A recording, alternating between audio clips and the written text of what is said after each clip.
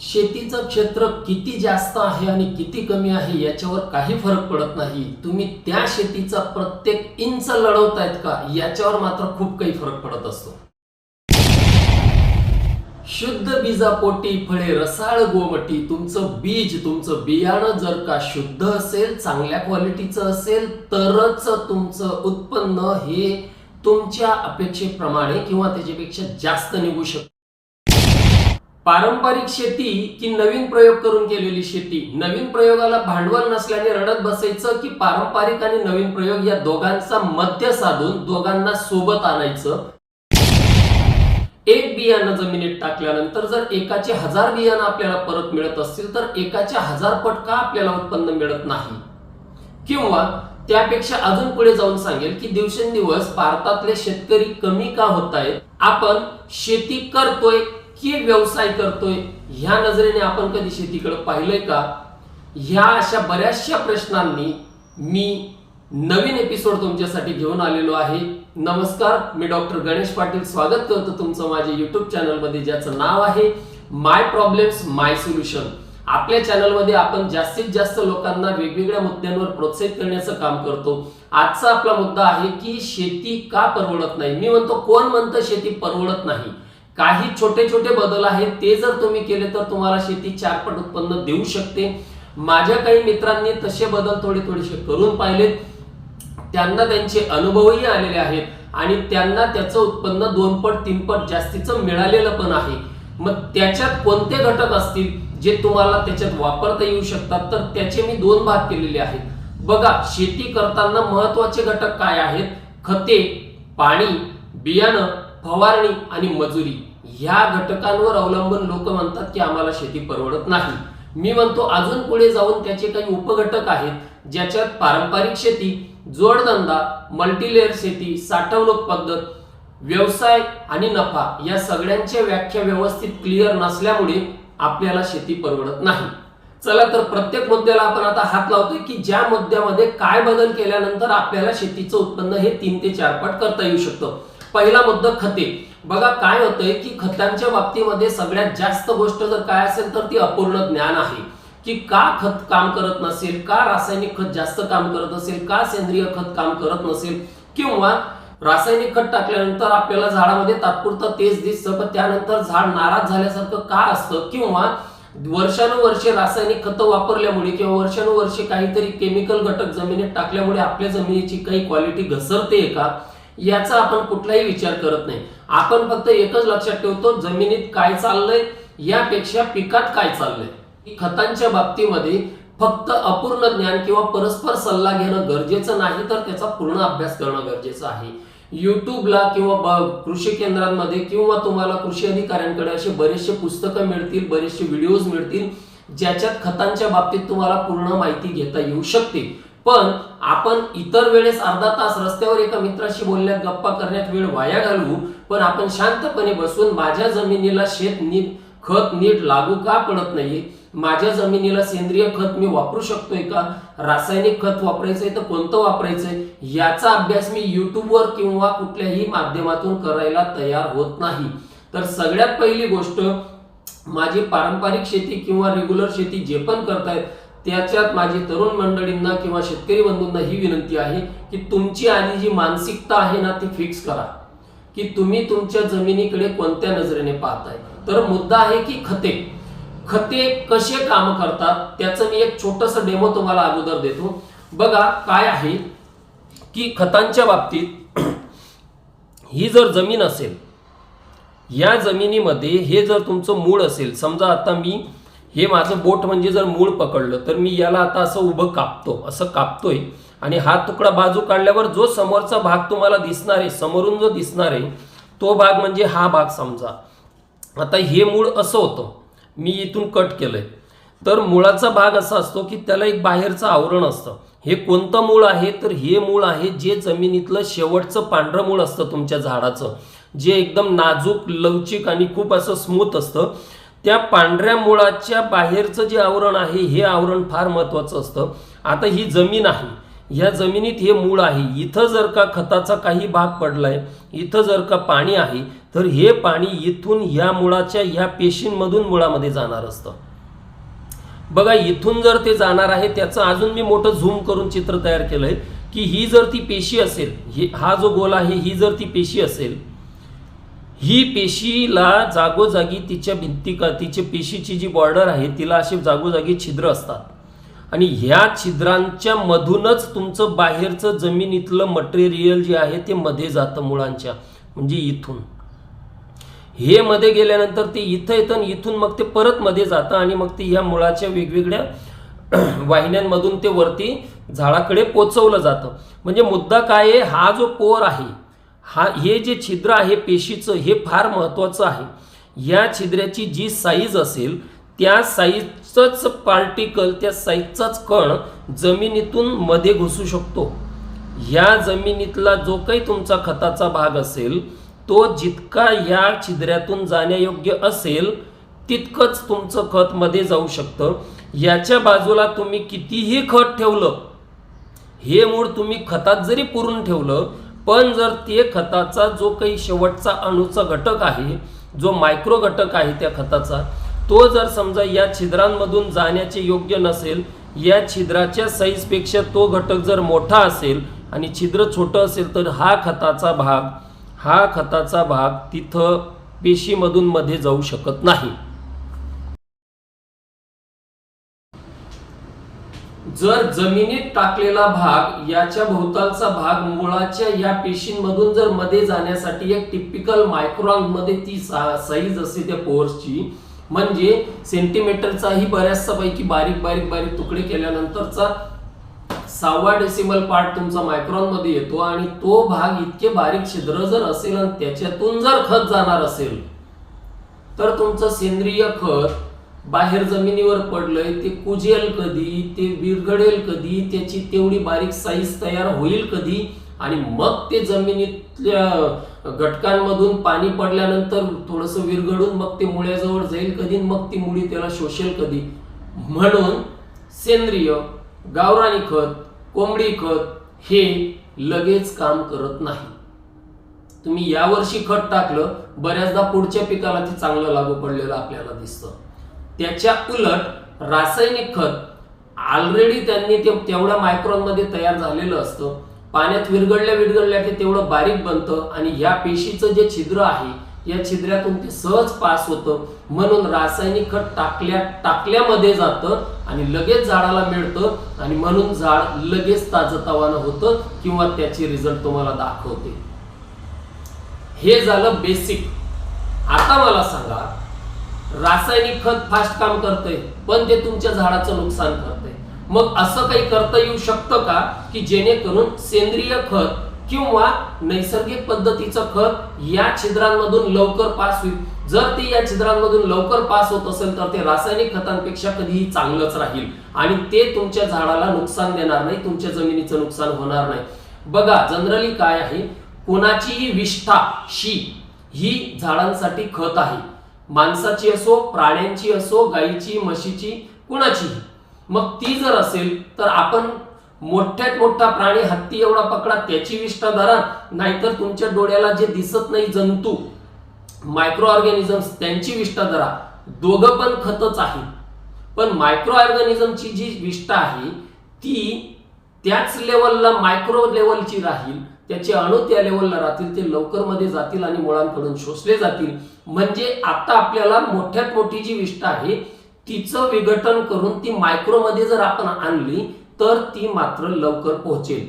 त्याच्यासाठी तुम्हाला युट्यूबला अभ्यास करायला मिळेल. एक अनेरोबिक बॅग मिळते, दुसरं कंपोस्ट पद्धत मिळते, तिसरं बॅसिलाई मिळतात, चौथं स्लरी प्रकार आहे, पाचवं गांडूळ खत प्रकार आहे. शेवटचा आणि सगळ्यात चांगला प्रकार जो माझ्या मित्राच्या अनुभवातून आहे तो म्हणजे तुम्ही एखाद्या मोठ्या टँक मध्ये मासे सोडून त्यांची वापरलेली विष्ठा.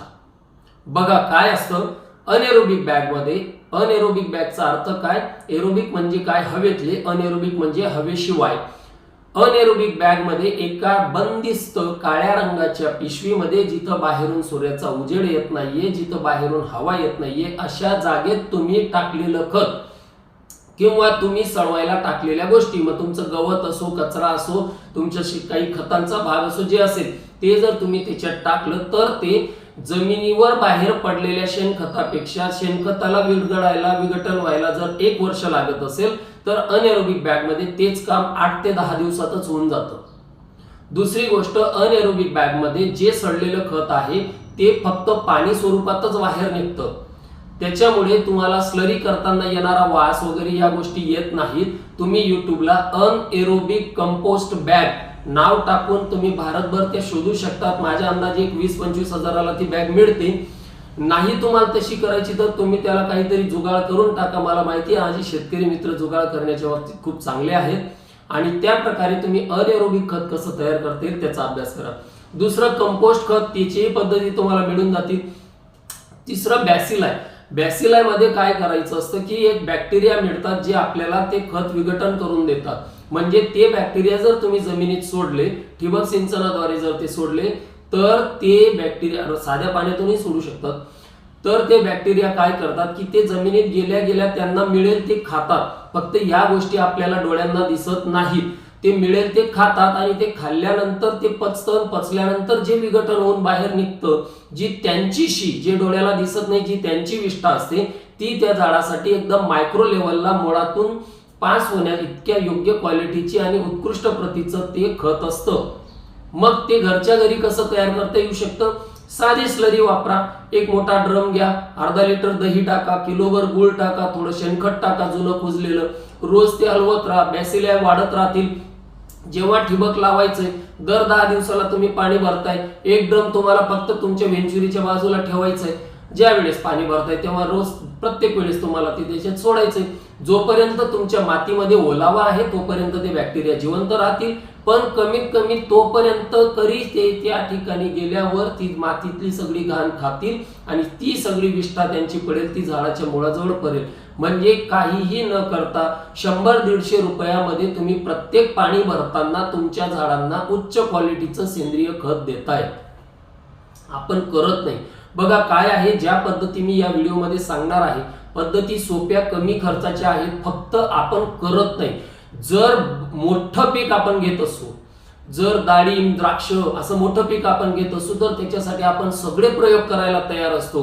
पण कांदा, मक्का, गहू, बाजरी, सोयाबीन ह्या पिकांसाठी आपण तसं करायला तयार होत नाही. परिणामी आपण त्या पिकाकडे फक्त एक कनिष्ठ दर्जाचं पीक म्हणून पाहतो आणि डाळिंब, द्राक्ष या गोष्टींकडे आपण वरच्या दर्जाचं पीक म्हणून पाहतो. तसं काहीही करू नका. तुमचं छोट्यात छोटं पीक सुद्धा तुम्हाला भरघोस उत्पन्न देणार आहे. पुढचं उत्तर येतंय माझ्याकडे की एक आयरन म्हणून जो घटक आहे तो आपण कसा स्वस्तात देऊ शकतो. तर एखाद्या ड्रम मध्ये काय करा, तुम्ही एक पाणी भरताना तुम्ही ही स्लरी वापरताय, दुसऱ्या पाण्याच्या वेळेस तुम्ही ही जी अनएरोबिक बॅग जर तुम्ही आणलेली असेल तर त्याचं तुम्ही वापरताय.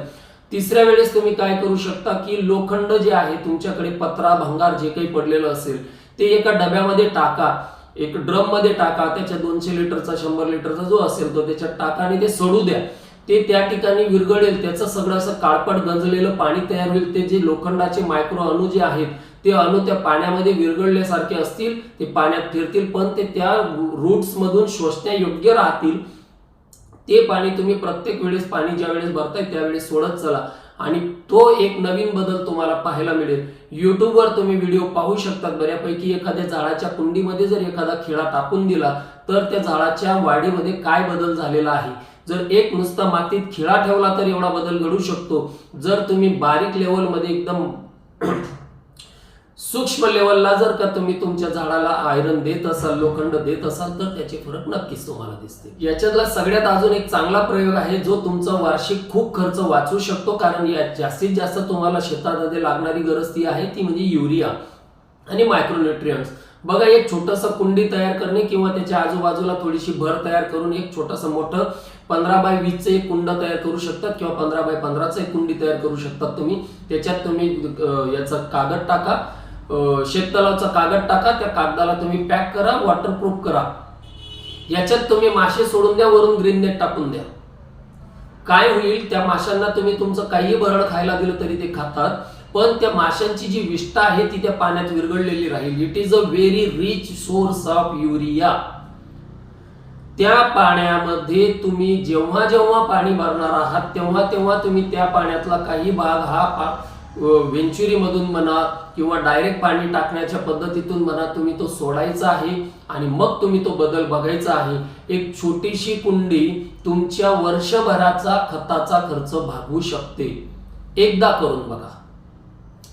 पुढचा मुद्दा येतोय पाणी.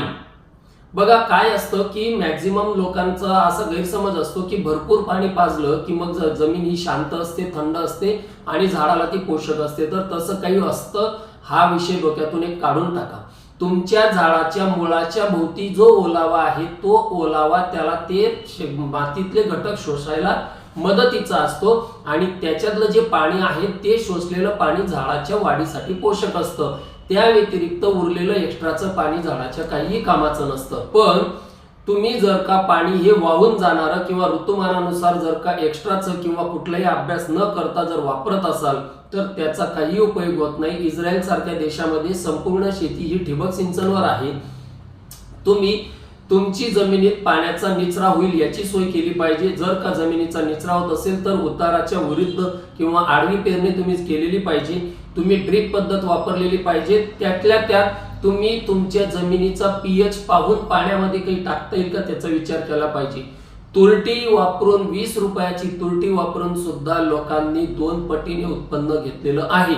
आता ती कधी आणि का वापरायची हे तुम्ही शोधा युट्यूबला. पुढचा मुद्दा माझा आहे बियाणं. बघा शुद्ध बीजापोटी फळे रसाळ गोमटी. काय असतं जनरली बियाणं निवडताना आपण काय करतो, आपण प्रत्येक वेळी पुन्हा तेच येतं की आपण कृषी केंद्रावर जाऊन सल्ला घेतो. तो व्यक्ती इमानदार असेल तर तुम्हाला योग्य सल्ला मिळेल. पण तो व्यक्ती जर इमानदार नसेल, तो जर त्याचाच फायदा पाहणार असेल, काही डुप्लिकेट बियाणं तो जर सरकवणार असेल तर ते तो तुम्हाला देऊन मोकळा होतो, त्याचे पैसे करून घेतो.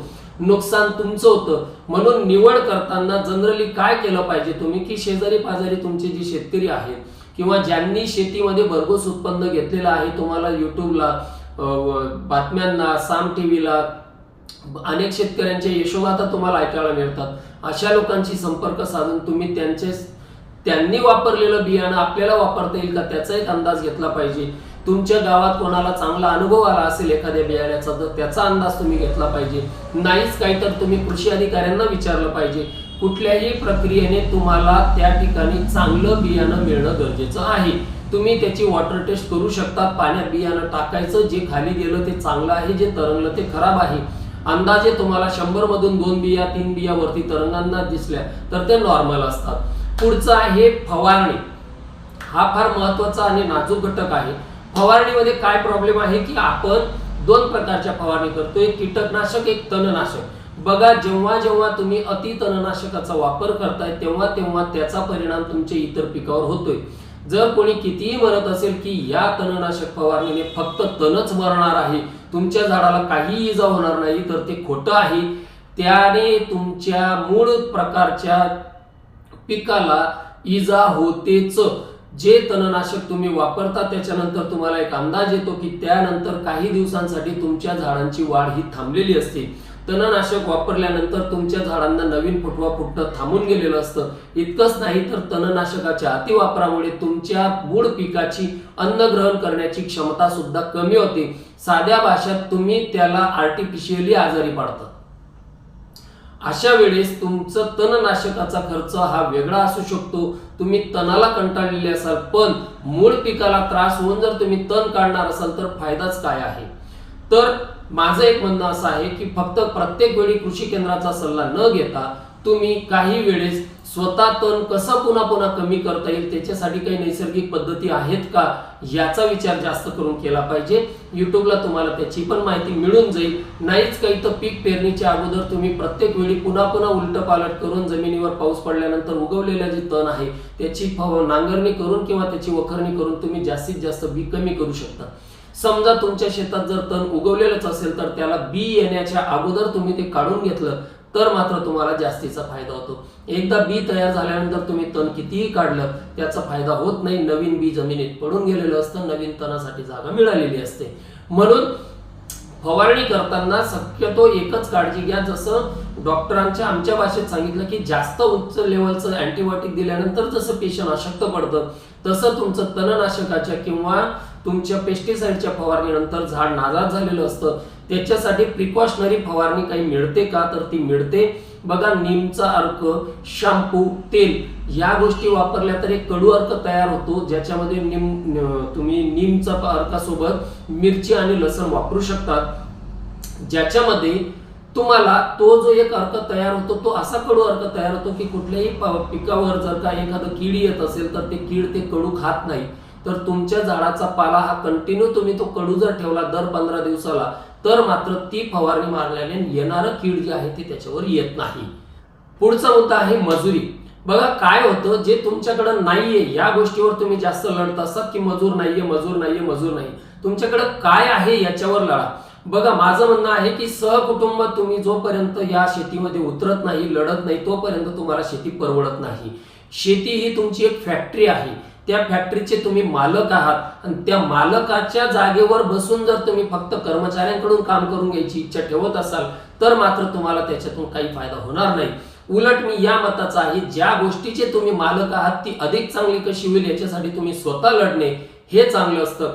ज्या हॉटेलचा मालक स्वतः वेटर म्हणून काम करतो ती हॉटेल नक्कीच नावरूपाला येते, ती हॉटेल खूप कमवते. ज्या हॉटेलचा मालक फक्त गल्ल्यावर बसतो आणि माणसांकडून काम करून घेण्याचा प्रयत्न करतो तिथं त्याला नुकसान होण्याचे चान्सेस जास्त असतात. म्हणून सांगतो, तुम्ही सहकुटुंब उतरा. बाई, तू जर का शेती पाहून नवऱ्याशी लग्न केलेलं आहे, तुझ्या बापाने जर विचारलेलं आहे की मुलाकडे शेती किती आहे, तर त्या शेतीमध्ये उभं राहून काय उत्पन्न येतंय, किती उत्पन्न येतंय हे लढण्याचं काम तुझं नाहीये का? माझी समस्त स्त्री वर्गाला विनंती आहे, शेती ही फक्त मुलाकडे किती आहे एवढं पाहून त्याच्याशी लग्न केलं खरं, पण त्या शेतीमध्ये जाऊन स्वतः लढा. त्याला एकट्याला लढून तुमचं घर ओढायला भाग पाडू नका, त्याच्या खांद्याला खांदा लावून उभे राहा.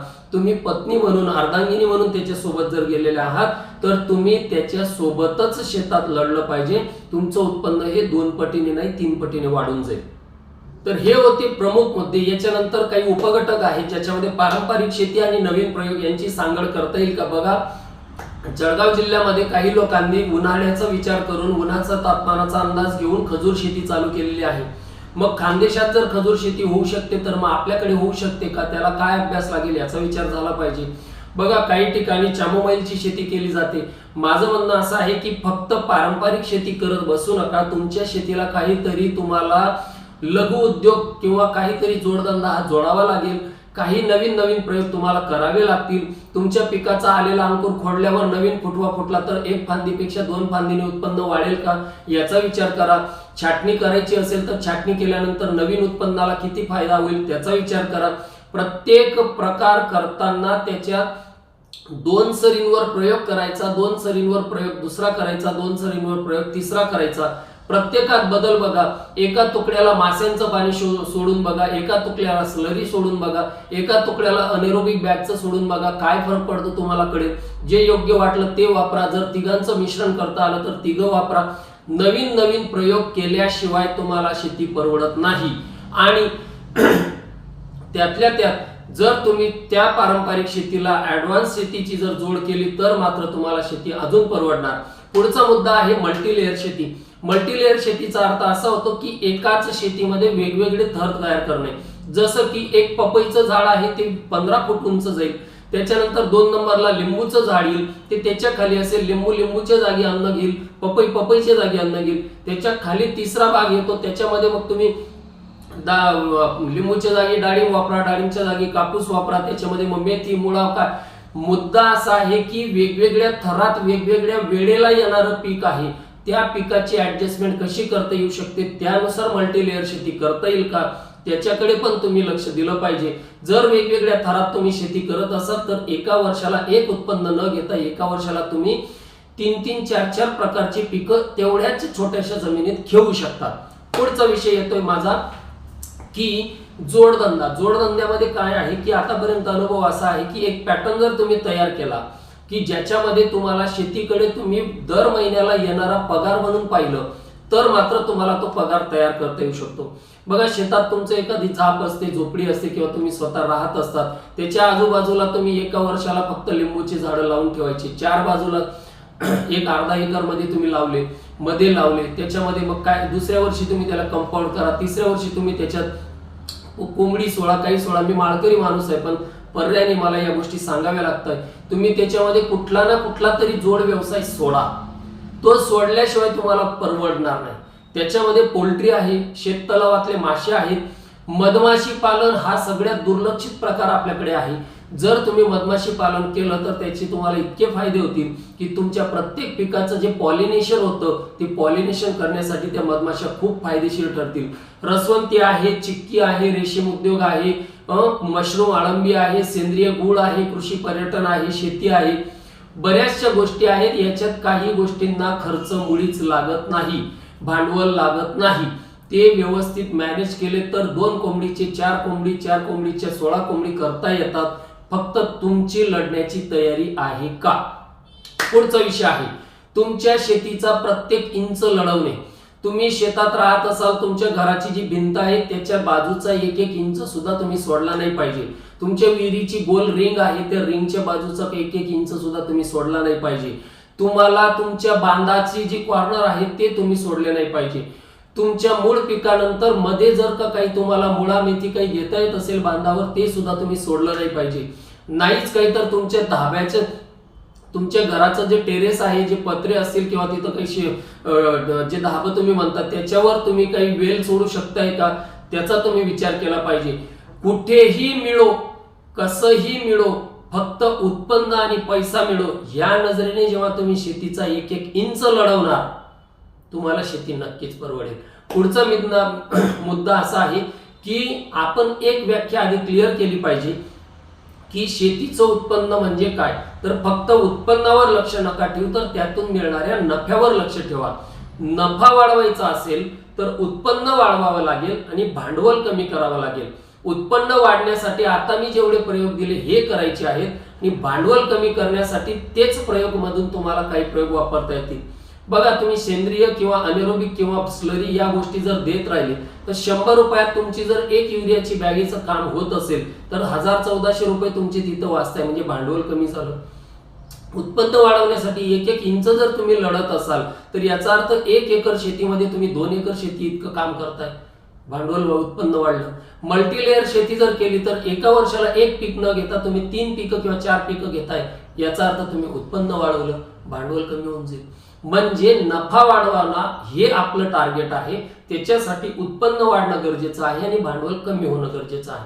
शेवटचा मुद्दा आहे साठवणूक. साठवणूक करताना ती अतिशय शास्त्रोक्त पद्धतीने झालेली पाहिजे.